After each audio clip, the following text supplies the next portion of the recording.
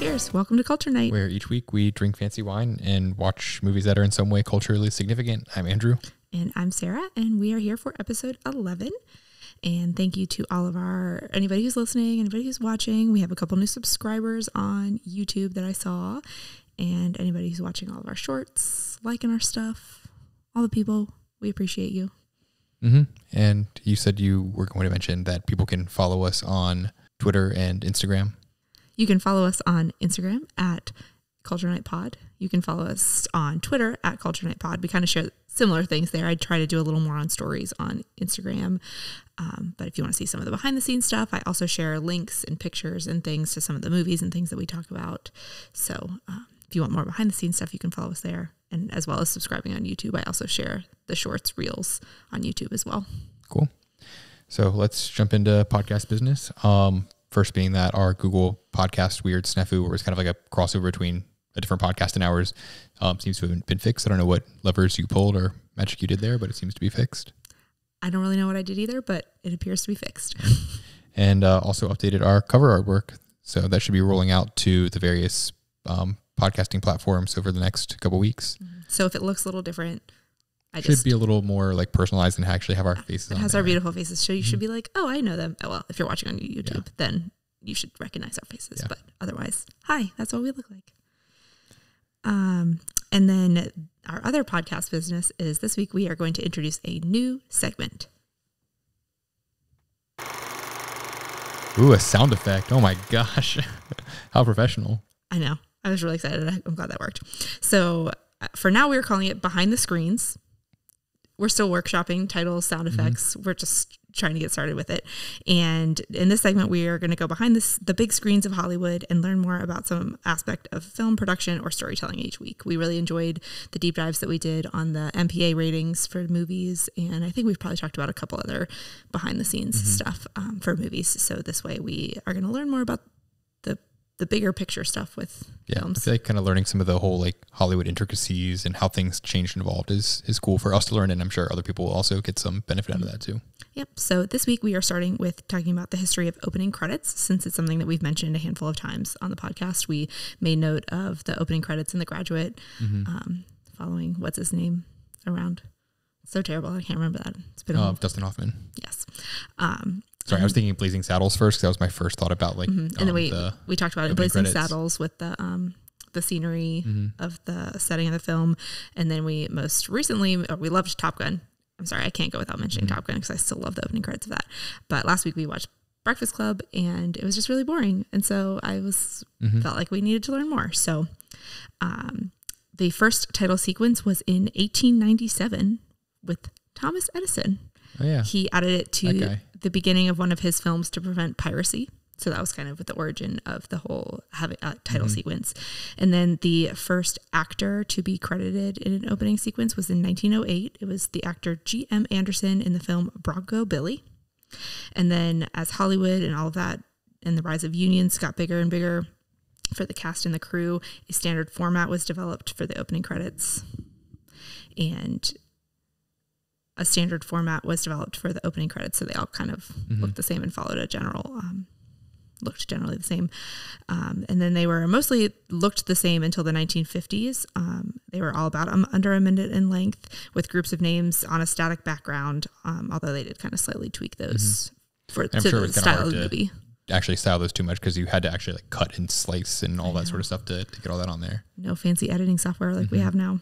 Couldn't auto caption it or something like you can nowadays. Yeah. And then they were also originally kept boring for viewers because they were viewed as a transition time from when you'd go to the theater, you'd sit down, you were living your life, and then you sit in the theater, the lights would dim, and you'd watch the credits to kind of transition yourself into the experience of watching a movie. So they weren't anything super elaborate because it was that like transitional period. They weren't part of the story. You had to do all those things. I know. Don't want to disrupt the theater. And then that all changed in 1954 when Otto Preminger brought on a graphic designer named Saul Bass to his film Carmen Jones, and they did like a little bit more intense opening credits. And I have a link to that. So in the article I read, they had a YouTube link for that. So I'll put that in stories next week. And that kind of made them a little fancier, and that revolutionized the opening credits, and they became more of like a storytelling aspect of the story where they tell overarching themes and reveal the tone of the film before any actor stepped on stage. And so that really, it became like an art form in the 50s through the 70s. It was like this big deal to have these like really fancy opening credits. Yeah. Get creative with it, make it more than just, you know, a thing you had to sit through, make you want to see it. But then unions strike again. Because the unions, no pun intended. Well, good one. As the unions got bigger, they started to negotiate more to get more of the crew into the credits. So then the credits started to get longer. And so then that's when they started to drift more to the end of the film. And then they were longer and longer. And then they kind of got all the way to the end of the film. So nowadays there might still be like an opening sequence to the movie, but there's not as much of the title sequence at the beginning. It's all mostly been moved to the end. And in the 90s, Steven Spielberg conducted a survey and found that most people did not like opening credits. I will say I've grown to appreciate them over the last couple of weeks. Some of them are kind of cool, and also be like, oh yeah, I forgot he was in there, or something like that. But I also kind of like sometimes being surprised about who's in the movie and having that be not revealed right away. Yeah, I think we kind of had made a note about that during one of them. It was like, it's always nice to be surprised by the cast. But I also feel like I've kind of grown to appreciate the art form of them a little bit more over the last couple of weeks. So it'll be kind of interesting to pay more attention. What's cool is on some of the older movies, when it didn't take 5 billion people to make a movie and edit it and everything that goes into it afterwards.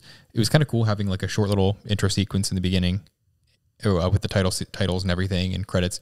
And then the movie ends and it's just kind of over. It's not like having to sit through, not that you really have to sit through the credits, but having all that, it kind of, the movie just ends and like that was it. It was kind of cool. But now I feel like most movies take 10 million people and you've got Best Boys and especially like all the animated movies, their credits are just the translators and, you know, all the families and friends. Then some of them have like fan clubs that they all shout out every single member that I guess.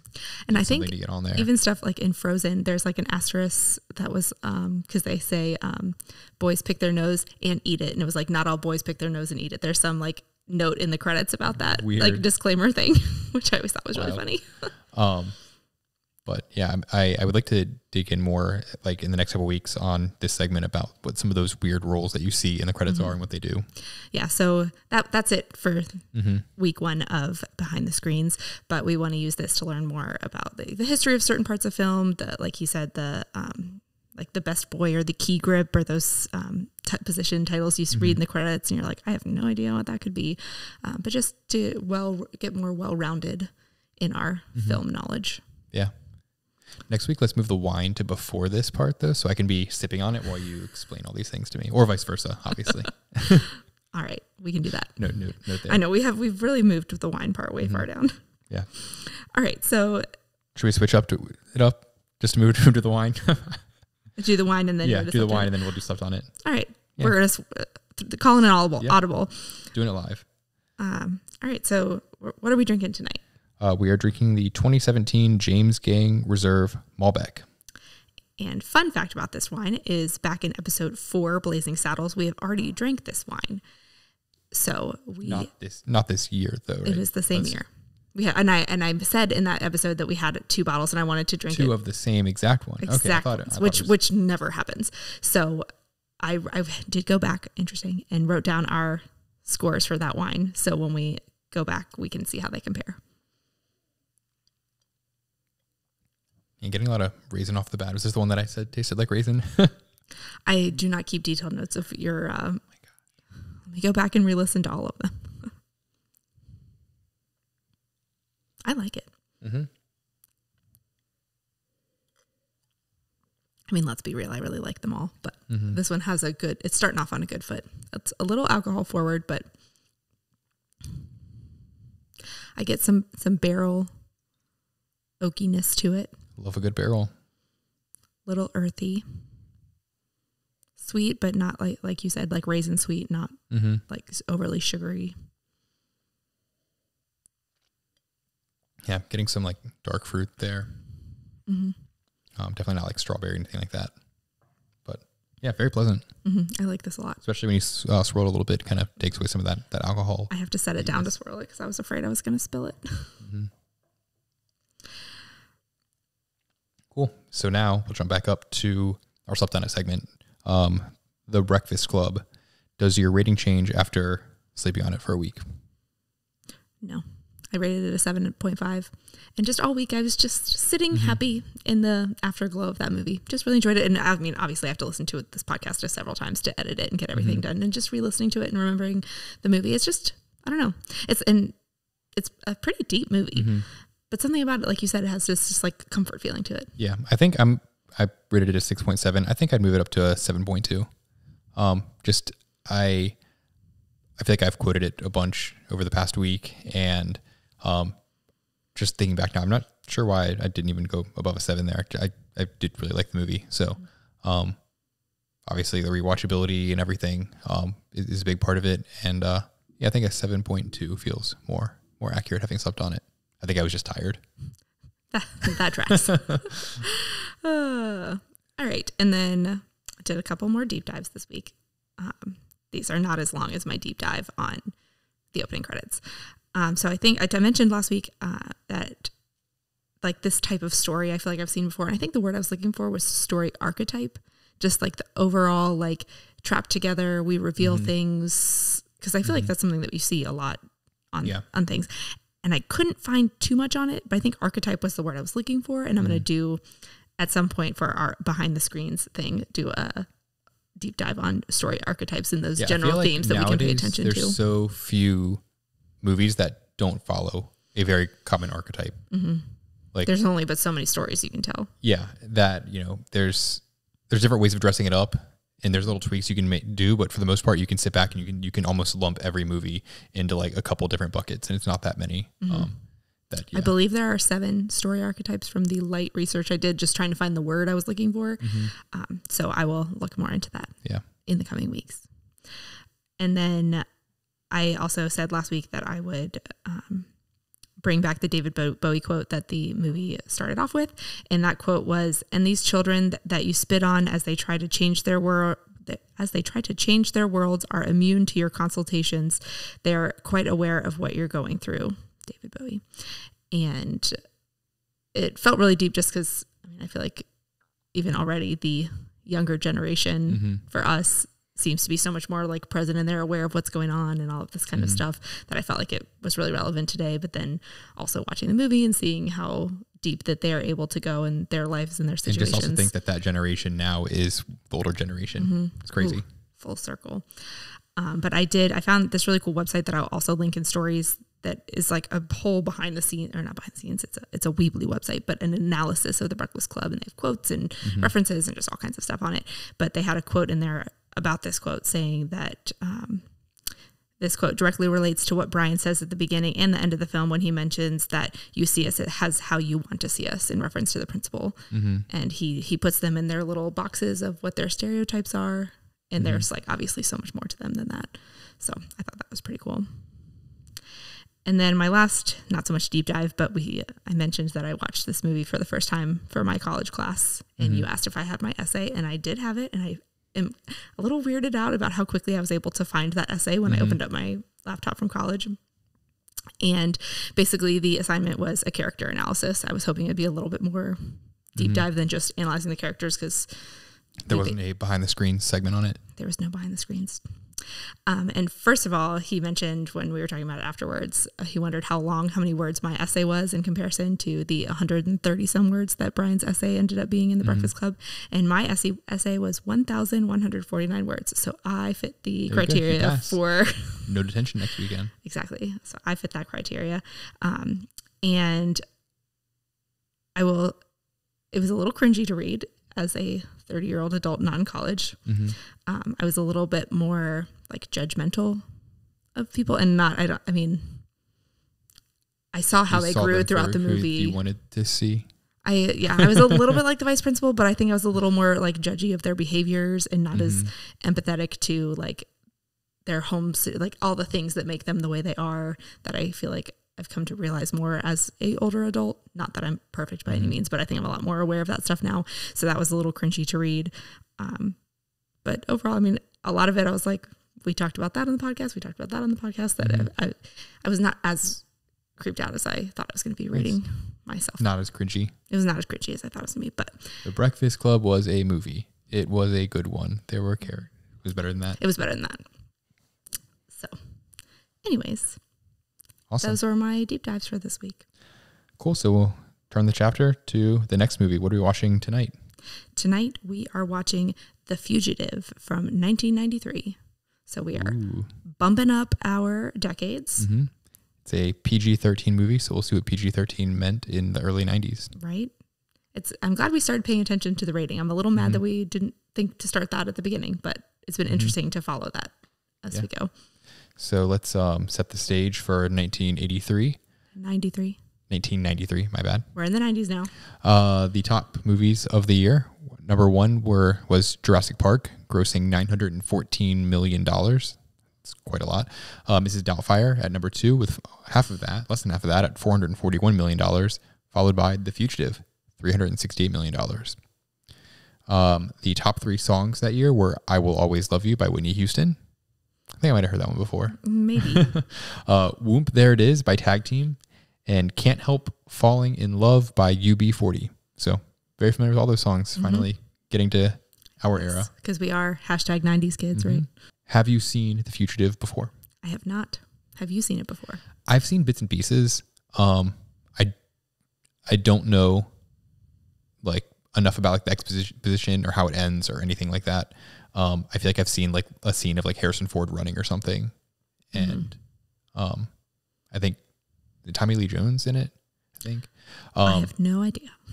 And that's the extent of my knowledge of it. So I'm excited to kind of go into a movie that we don't really know very well this time. Yeah. I mean, if you hadn't mentioned that Harrison Ford was in it when we were talking about what movie to watch, I would have had no clue. So who was even in it that I don't really know a whole lot. I mean, I imagine it follows that. I mean, I feel like 90s had a lot of these action style movies. There's going to be a bad guy. Yeah. I feel like I know the general idea of what the story will be. Yeah. I think it's going to be a little different than The Graduate, even though they're similar titles. I would imagine so. I also don't think a lot of movies are like The Graduate anyways. True. Very true. Different archetype, I guess, there. Yes. It all comes full circle. Also, we had a really hard time choosing a movie for this week. So if anyone has suggestions, ideas, thoughts about what movies we should watch next, feel free to leave a comment on our YouTube videos or on Instagram, message us, Twitter, wherever. Or the shorts, call us, text us. Yeah. Email us at culturenightpod@gmail.com. True. However you want to reach out to us, we're always open to suggestions because it's hard to find a balance between. Or if there's an era or genre or something or a favorite movie you have that you want to hear our thoughts on, always open to that. Yeah, it's hard because we have seen, especially in the 90s, like we've seen a lot of these 90s movies that it's more fun when we haven't seen the movies at all to go into them blind. But then sometimes we just are indecisive and it's hard to pick. That any suggestions we will gladly accept. So I think with that, it's time to jump into The Fugitive. Yeah, let's go.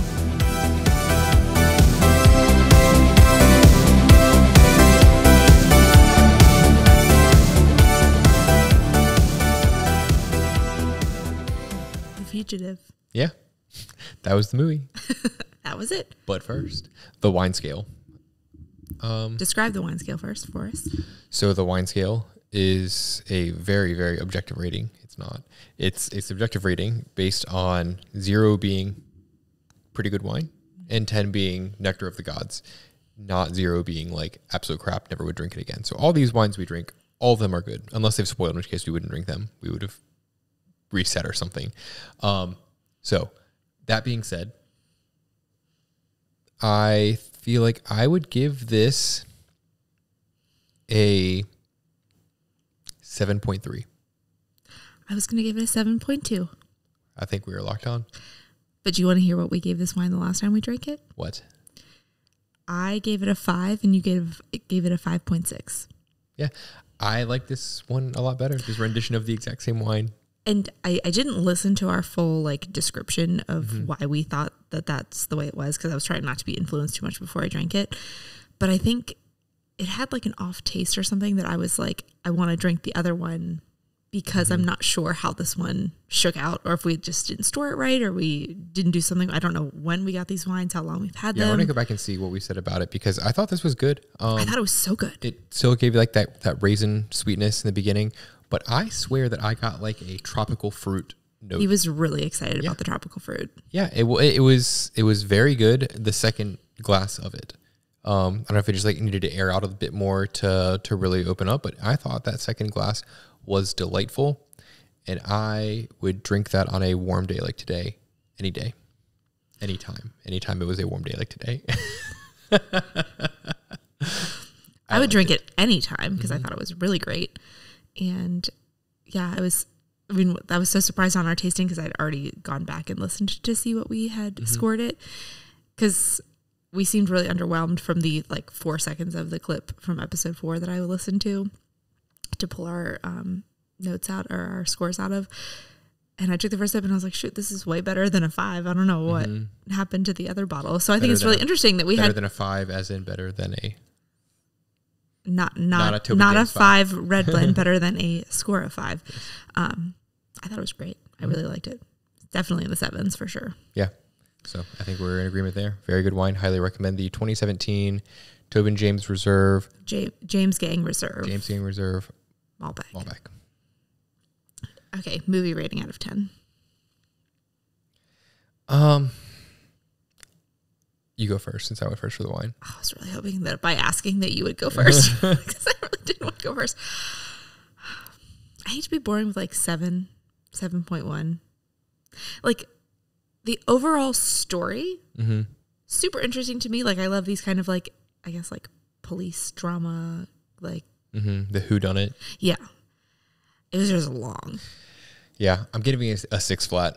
And I thought the acting was good. And like, I think there was a lot of it that I liked, but I just had to remind myself that I can't just say, I don't like it because it's long.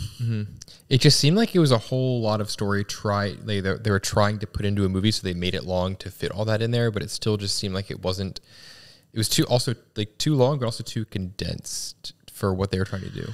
So I did talk on the phone to my mom before tonight, and she asked what we were watching, and I said The Fugitive, and she said, "Oh, there was like a series before that it was based on." We will fact check you, dun, dun, dun. But I don't know if maybe it was a series that they tried to condense into a movie. Like I could totally see it as like a very nice series where like a 6 episode series, maybe 6. I don't know if it needs to be less than that, but just where you get a little more detail, where there needs to be more detail, and it's not like, let me sit here for 2 hours. I have a note on that, but let's get to the next step in this before we go off onto our notes. I will go ahead and give it my my patented Wikipedia description. I will fix the outline for next week. A prominent doctor in Chicago is allegedly framed for the murder of his wife. Through some crazy series of events, he is able to escape custody while being shipped to a prison, and goes on the run, is able to find clues that somehow his lawyer wasn't over several years about who the real murderer of his wife, that unveils a huge conspiracy plot involving a bunch of medical espionage and lies in research, and ends up vindicating himself. Wonderful summary. Well done. I had some notes on what you were going to say, but I'm sure we'll get to it. So according to our TV description up here, it says wrongfully. It goes to screensaver right when you say that. It says elk. That could not have been better timed. Okay. God, why is this always so hard for me? You said you have to read it. I had to come up with something on the fly. You have to read this. I know, but it's harder than you think. Okay. Wrongfully convicted of murdering his wife and sentenced to death, Richard Kimball escapes from the law in an attempt to find the real killer and clear his name. The most concise description we've gotten from this television yet. I like that description. It's enough to intrigue you, but it doesn't give anything away. 100%. That's why I love it. Like the literal 1 sentence description and every honestly, movie needs. That's about what I knew going into it. Because I was pretty sure there was a scene where he was going to shout, like, I didn't kill my wife. And that's about all I knew. I mean, I knew absolutely nothing. I don't know that I assumed he would be wrongfully convicted. Well, let's move on to, was the movie what you expected? In general, yes. The, the hunting, the cat and mouse, that's it. Yeah. Cat and mouse type game of trying to find somebody is what you get from the title. I did not think that he would be a wrongfully convicted doctor and that there would be some bigger conspiracy theory. But I did know that it was over 2 hours. So I knew that there was going to have to be a lot of misleading nonsense. He was to take either that going much to time. MacGyver his way out of a whole lot of situations, or there was going to be a big, like, corporate conspiracy. Yeah. How well did it age / could this movie be made today? I think it aged well. Mm-hmm. I think most of it could be made today, but there were times where I was like, well, if he had a phone, X, or if like some of the technology stuff would alter some of the plot a little bit. Mm-hmm. Yeah, the part where they were enhancing audio would have been replaced by enhancing video. It would have zoomed in way too far. That is more than practical. I am not an audiophile to any extent, but I have learned a little bit about audio in the last 11 weeks. And watching that, I was like, ooh, it just made me cringe a little bit, just seeing how much thinking of having to work with that kind of technology versus what there is today. It was just. So just on that note, the scene where they are they've bugged a telephone and are listening to see what he said to figure out, or they're listening to what he said, but also then trying to figure out based on the ambient noise where he is. And they're able to like isolate channels and tone things up and down. I'm like, you are bugging a telephone, one of which is a payphone. And I know that there's no way you have enough like information, enough audio fidelity to be able to isolate anything by just tuning some dials or something.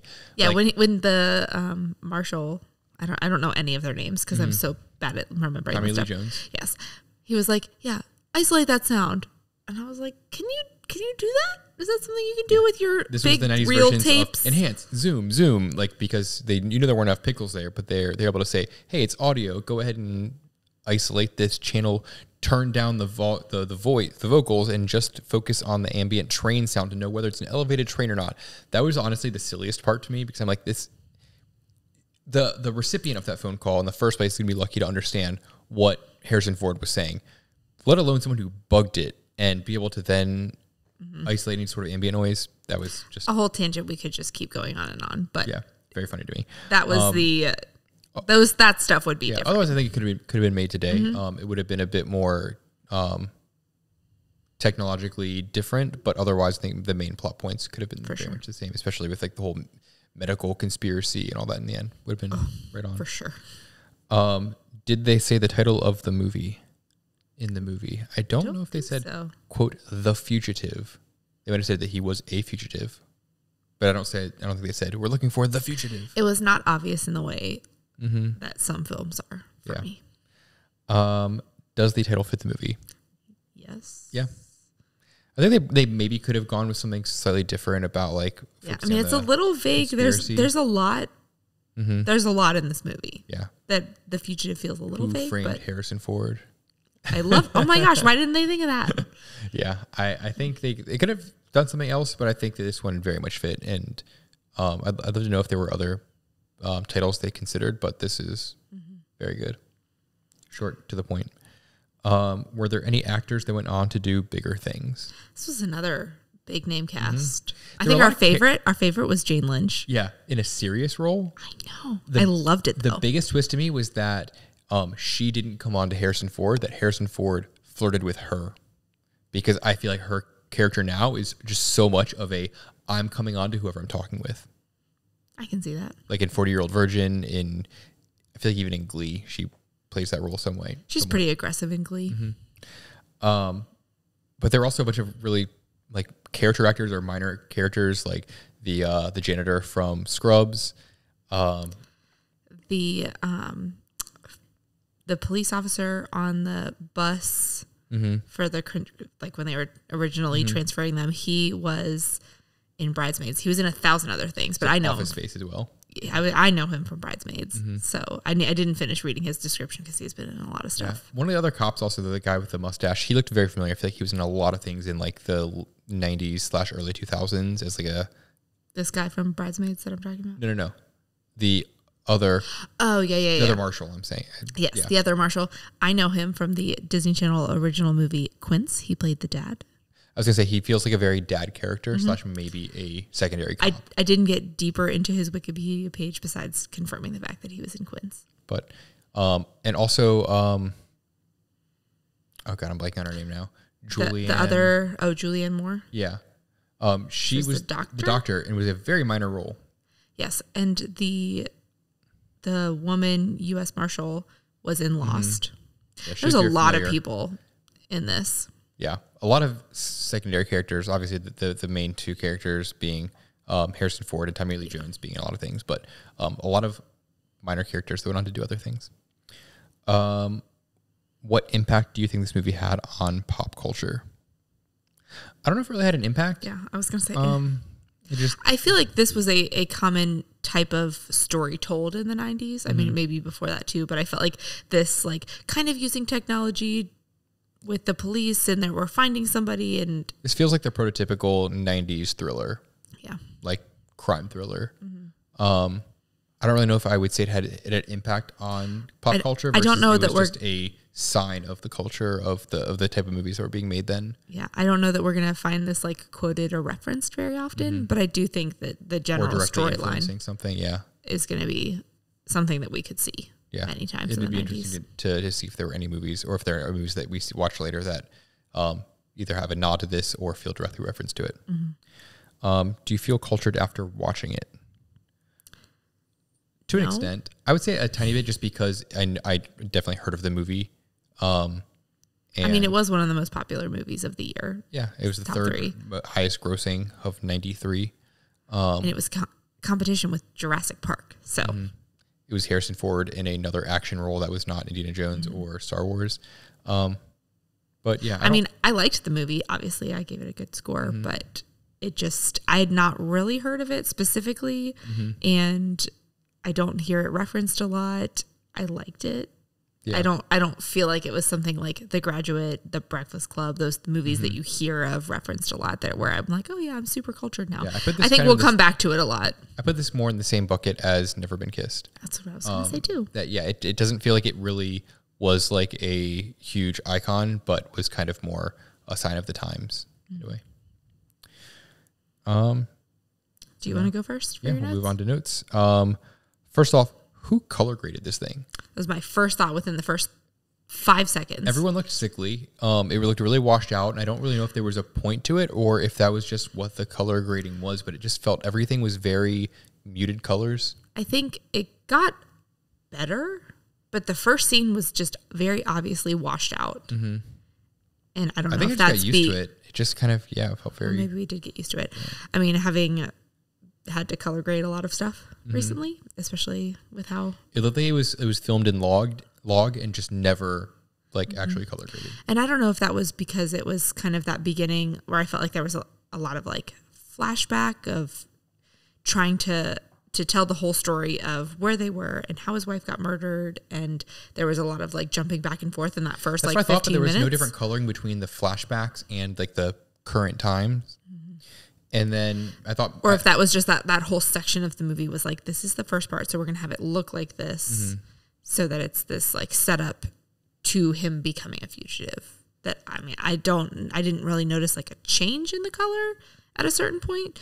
Yeah. Because I stopped paying attention to it after the first few seconds, so maybe I did get used to it, but I felt like I noticed a lot more in the first few minutes. I wonder if it was kind of trying to be a modern day, like, I don't know how to pronounce noir film, with the black and white, like old timey crime dramas. They try to do it like that, but instead of being black and white, they were just trying to like super mute the colors. Maybe was kind of something like I thought that I had, but then I also thought maybe because it was wintertime, they were trying to go with that vibe, but the winter didn't really play a huge role in it, and it was more like February, March, or I guess March time frame because there was a St. Patrick's Day parade.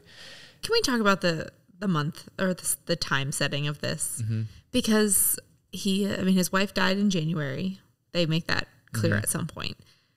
And then all of a sudden he's like swimming in a river. And I mean, obviously I understand like trials take a while, but then I just had such a hard time locking onto like the time of year. Cause I'm like, if he's in Chicago in March, February, whatever, you would just die. Yeah. Hypothermia. Yeah. So quick. Most times of the year, I feel like if you get that wet and you then get out of the river, unless you've got some way to dry off, get warm, whatever, you have a rough time. That, especially being like early March in Chicago, a tough time. But about the time thing, I feel like it was obviously they didn't really tell us how long his trial was, and it could have been years and all that, and it appeals. But it seemed like it felt very rushed of like, hey, yeah, we think you did it. We're not really looking into all these other leads, but we're going to go ahead and find you guilty and sentence you to death and ship you on off, and it's going to be another all year. in like 3 seconds. Yeah, felt very rushed. That I feel like nowadays you would have appealed that for decades. For sure. At least. And maybe that was the plan, and he just happened to be on a bus that got hit by a train that somehow got off there. But casual. Yeah. I did feel like his whole sentencing part felt very rushed on a realistic timeline. I had to note that Harrison Ford was about 51 in that, because I was like, man, Harrison Ford's looking old. He's got like a little bit of gray in his beard. And then I forgot that I also have a gray beard, and I'm in my early 30s. So you're still fresh 30. I was like, man, he looks old. And I was like, wait, no, I can't call him the kettle black. It was very bad. You still have a baby face. But I think having also watched Indiana Jones, that was 10 years before this. Was it 81? 11, wasn't it? Or yeah, I mean, like 11 12. or 12 years, yeah. That is a big jump in time, because my note was Harrison Ford - older.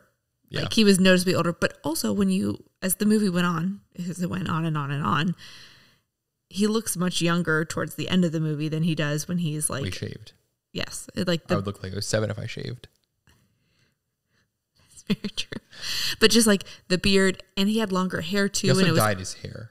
There was a scene where he... Yeah. I mean, but I think like something about the longer beard that was mostly gray, and the dark gray, or like the gray hair, and I'm probably also trying to make him look more like haggard, like he'd been going through this whole sentencing, and his wife died, and like all that kind of stuff. That I don't know if they were trying to make him look older, and then he was like on the run, and he was trying to look different. I don't know, but I feel like he reverse aged in the movie. Yeah.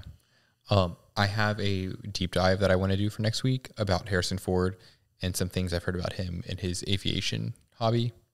I love it. So, that's a job for you. Yeah. A job for you, not for me. Yes. So remind me for that for next week. Absolutely. Because I don't want to say it now in case I'm wrong or not fully correct on that. So my next note, though, was that he had a car phone, which I feel like in 1993. I loved that. He has a conversation while he's driving home from whatever banquet that he's at. And my first thought was like, oh, it's like his Bluetooth car phone or Bluetooth like phone in his car. And I was like, wait a second. He wouldn't have had that. And I just... The second that phone rang, I was like, car phone. Like I'm like a true phone. Like a car phone. Bag phone was just what instantly popped in my mind, and I loved it. No car phone would have worked that well from what I remember. Oh, it was definitely not. Felt very... I don't know. Did you ever like have a conversation on like a bag car phone? I don't know if it was a bag one, but it was one that had to be plugged into the cigarette adapter and had like this super old like flip down thing, and was much larger than a phone should have been at the time. I don't think it was enough bag though. I don't know that I ever like heard a conversation, but my cousin definitely had a bag phone. Generally, conversations were kept to like a couple seconds because I feel like you were charged very much for using it. But I remember like being in my cousin's car, and she had her bag phone, and I was like, oh my, this is the coolest thing ever. And now we all have these like things, gigantic bricks that we just carry around everywhere, and it's just so normal that the idea of a bag phone was so cool. But the second his phone rang, I was like, oh, he has like a super old fashioned car phone. So cool. My next note was, where's his lawyer? Like, he's a smart guy. He's a doctor. He's being like, his wife was just murdered. I feel like he still would have had the wherewithal to be like, especially as soon as he realizes the cops are asking him questions thinking he is a suspect, ask for your lawyer. Yeah. In the questioning scene where he was just there by himself, and he's clearly distraught. Like on the verge of tears the whole time, because his wife died like 30 minutes ago. And cops really jumped to conclusion there. And I don't know, maybe that's what that's like. I've never been in that situation. But I feel like he should have had a lawyer with him and would have known to have done that based on how smart they made him out to be later in the movie. And that kind of goes back to the whole, like, we were just kind of really rushing through things. Next note was that the original sheriff once after the whole bus train wreck scene, went on to play Art in Justified, which is funny because he was the head of the Marshal Service in Harlan. And he, in this movie, was the sheriff, and he was at odds with the Marshal Service. It's kind of a funny like role reversal there. where are they getting service from in the middle of the woods? They had this like camp set up, and they're getting a fax, and they're like getting calls and information about all these various things. But they set up like this quick little camp right where the bus train wreck had been. How are they doing that? Like maybe they were able to tie into like a telephone line to get something, but then how do you know where to send the data to and fax those things? I just assumed that they have connections beyond what the normal people of the 90s would have. Satellites. But also, like, where do they get the budget for this Marshal service? I feel like they had so many things where he was just able to be like, I need a whole like crew of cops to do this. I need a bunch of people here monitoring this. I need all these various things. Here's my helicopter. Yeah. I don't know if they would have dedicated that many resources to a guy who is known to like, yes, he murdered his wife, but he's not like a guy who's like, oh yeah, he's a super dangerous criminal and he's going to go start like some criminal enterprise, or he's a mass murderer that murdered hundreds of people. They would have been like, yeah, sucks. This guy is a fugitive. We'll put like all his face over everywhere and we'll find him eventually. But he doesn't seem like he's a huge threat to like harm a lot of people. Agreed. And they were like, we're going to pour so many resources into this guy. We're going to chase him through the sewers of a dam, all these various things. Just seem like, and have helicopters everywhere, all these search and rescue things. One of my notes was the first 48 from watching that show years ago was, I feel like after the 48 hours mark, they would have been like, yeah, we're having a hard time catching this guy. We're going to go ahead and lay low and wait for something to like fall into our laps. That he would have mainly gotten away at that point. Right. But I also feel like he, as a character, was not making smart choices to get away. And maybe I understand he was trying to prove himself innocent. That was his big goal. But I just felt like he kept making choices where it's like, you're not going far enough away to escape. Yeah, he gets in the ambulance and trying to like speed away. Like, yeah, driving in an ambulance? I don't know, but like speeding through everything. It's, especially in the 90s, I feel like it would have been a lot easier to lay low and like get lost for a time once you've gotten outside of the woods there. I can see like hurrying up and running and whatnot to patch yourself up, get away from any sort of like, tracking dogs. But after that point, lay low for a while, wait for that all to die down, and then you can move a bit more freely unless you've got like a really time sensitive thing.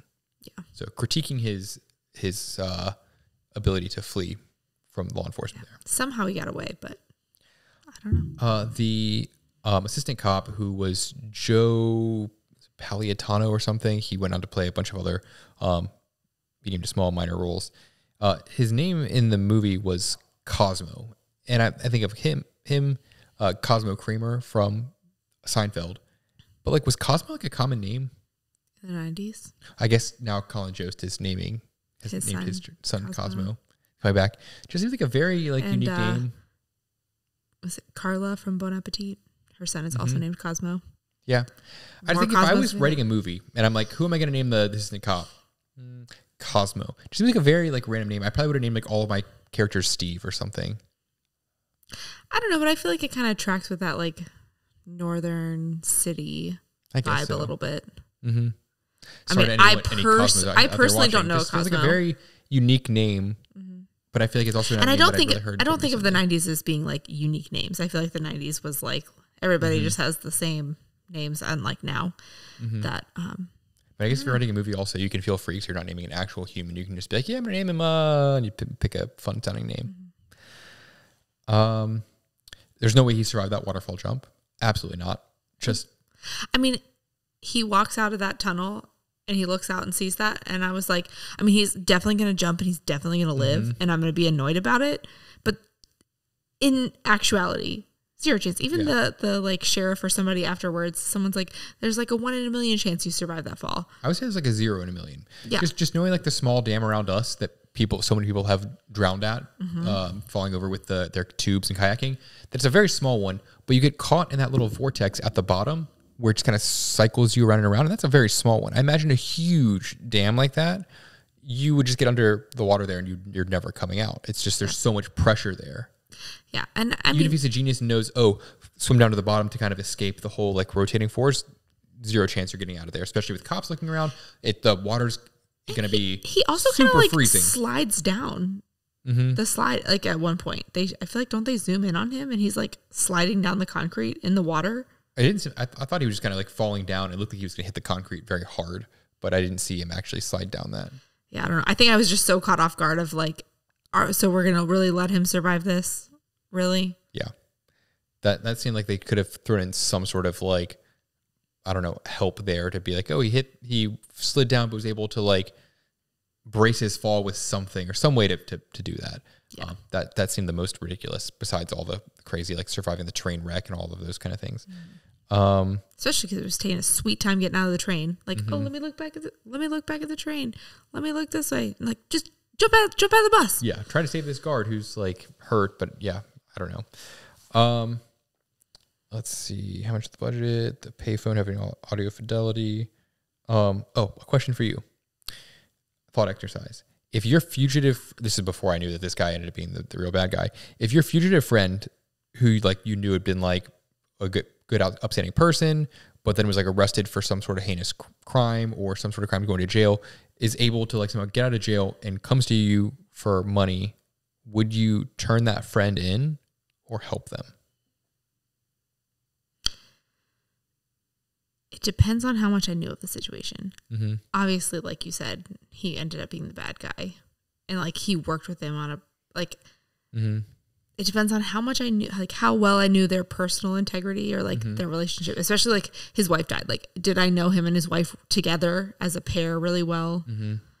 If it was not super well, then I'd probably turn them in. If I was more of like I know just you, I don't know your relationship. Mm-hmm. I'm kind of like an outsider.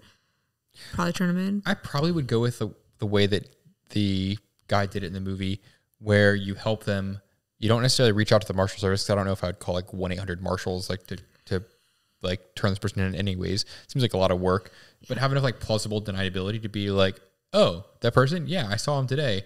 I didn't realize he had escaped from jail, or didn't realize I was supposed to call you, and I give him $50. Mm-hmm. But I don't know, like how, I feel like there'd be a limit to how much help you would give someone like that. Yeah. I mean, I wouldn't make them like fake passports and like come shelter them with my kids for a while. Yeah. And especially he was like, do you have a place to stay? And I'd be like, I don't know that I'd be inviting you into my home. Mm-hmm. Maybe a couple bucks. It was kind of weird though that he didn't, knowing now that he was like the bad guy, that he didn't like turn him in more aggressively or find some way to do that.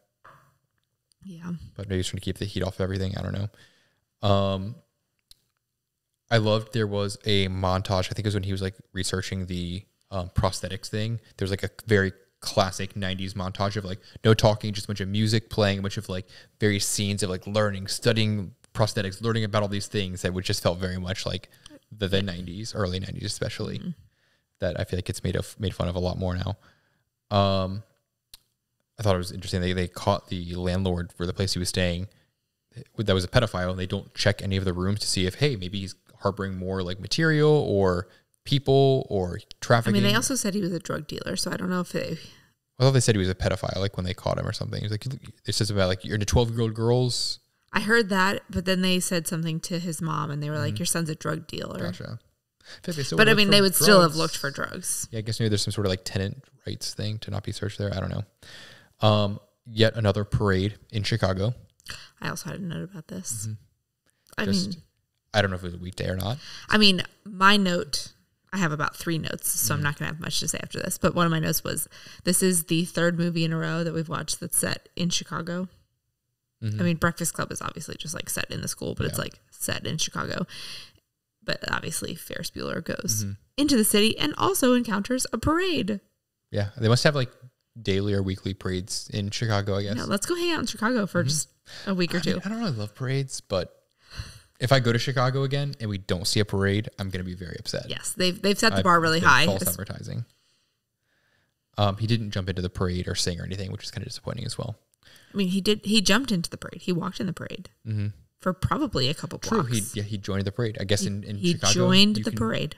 So when we go to Chicago again, we will join. We're going to find a parade and we're going to join it, because that's what you do when in Chicago.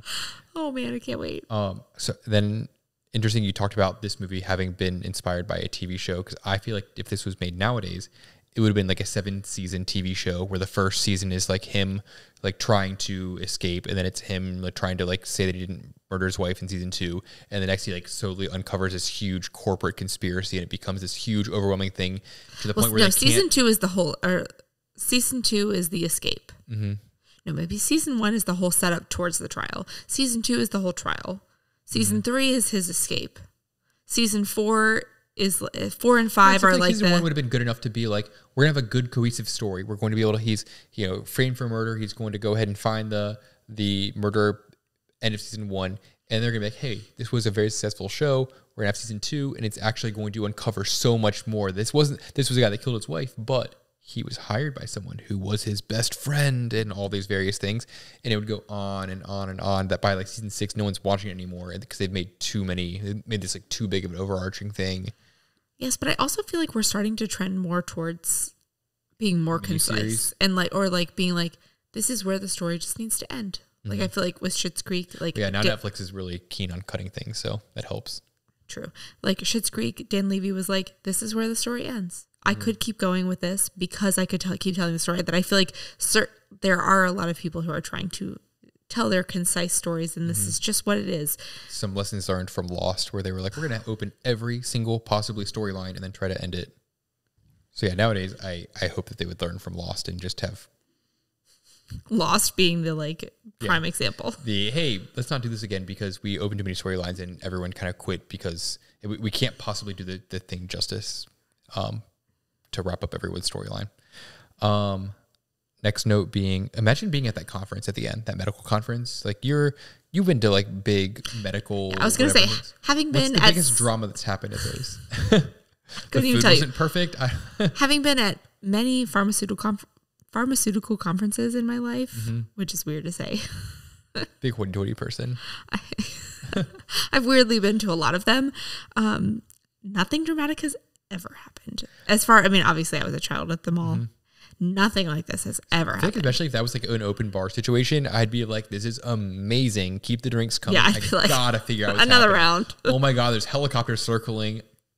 Another whiskey, please. Oh, I would absolutely be like, just keep them coming. It'd be so much drama, and I feel like every conference after that, you'd be like, hey, remember last time in Chicago? It's amazing. Remember 93? it would be like it would be that. Just referring to the year of it. Everyone would know. Back in 93, that conference. But it's just would have been absolutely amazing. And the last note I have was they're in the helicopter on the roof of this building, and there's 2 unarmed guys like punching at each other, trying to like kill each other, and they're just like shooting rounds at everyone. And I feel like it seems a bit aggressive. There are a couple other scenes where they were like unloading their firearm that I feel like would have been uncalled for, and possibly could have hurt other people. But I just don't understand, like, you're on top of a building there, no real sense of these guys hurting anyone else or you, and you're shooting rifle rounds at these people, hitting the building, hitting the AC vents, and God knows what else is up there, propane tanks, who knows. Seems very, very reckless. That I'm glad that Tommy Lee Jones was eventually just like, hey, get it away from here, because I don't want them to shoot me, because they're just shooting at people. And I feel like that kind of goes back to your, like, what's the budget for their, like, investigation of this guy, of just, like... having a helicopter circling skyscrapers and just shooting at buildings. Yeah. Just didn't seem realistic. It seemed like it was very much more movie ish. And Tommy Lee Jones being like, no, people don't do that. Get away. We're not just going to start like shooting everyone over this. Yeah, it's one thing. I mean, not that I support it in any capacity, but like if it's someone who was like a Ted Bundy or those like big name, like serial killer, mass shooting people, this guy did... I mean, he killed his wife, supposedly, with a terrible lawyer who just proved nothing. And they're just like shooting rounds at him. Like he's a doctor that's... They didn't really prove a motive in the killing anyway. So it's not like he was like, oh, he just likes to kill people. And so this is a very dangerous person. I don't know. It was weird. Yeah. Maybe the Marshal Service has more of a green light to shoot at people that are fugitives. I don't know. I'm not going to try it out. I don't really want to find out. Nope. I'm not towing the line of that. Those are my notes. All right. What do you have? You covered a lot of what I said. I didn't have a ton of notes. I did like the movie. Just like not as much jumped out to me this week. The coloring, Harrison Ford looks older than he does in Indiana Jones. And yet another Chicago movie. The train scene where the train actually hits the bus. Was it some kind of special effect of the train wreck, or did they actually wreck a train? I would hope it was special effects, but I also had a thought during that part of being like, why wouldn't the train just like roll through the bus? I get it that you don't want to like, you want to stop and do your best to do that. But I feel like the train would have enough mass to just push that bus off of there. Just like, and if they're slamming on the brakes to try to do that and it causes a derailment, there's a much higher risk of that train causing so much more damage than hitting a bus that's on its side. Yeah, I had just a lot of thoughts about that train scene. At some point, you just kind of have to brace for impact and just go. Mm-hmm.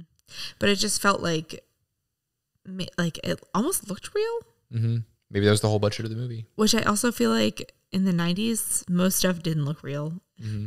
At viewing it from the lens 30 years later, that like, that doesn't really look real. But yeah, I feel like that one looked a little real. Yeah, I didn't find myself being like, that's fake. That's why I had to put a note. I don't know, real or not real. You need to look up you need to start tracking the budgets of these movies. Let me add that to my list of things to do. All right. And then my next note was zero chance with the dam and jumping in there. No way. Jane Lynch, another Chicago parade. God, you covered literally all my notes.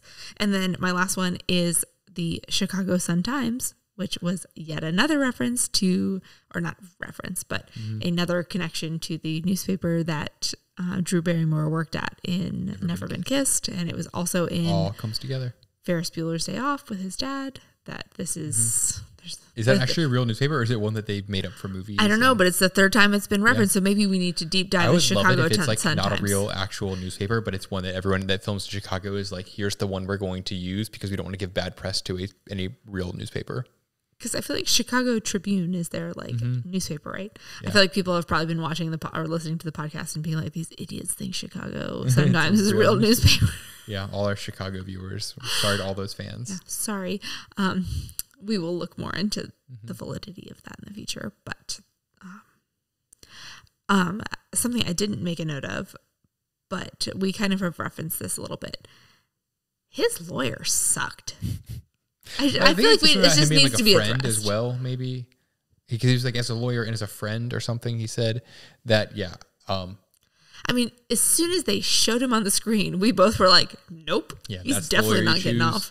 Yeah, I would have, especially with like doctor in Chicago money, I'd be like, yeah, I'm going to need a much larger like profile attorney, whatever. He did not scream what's the Marks and Harrison or whatever lawyers that like the re-me business. Those commercials.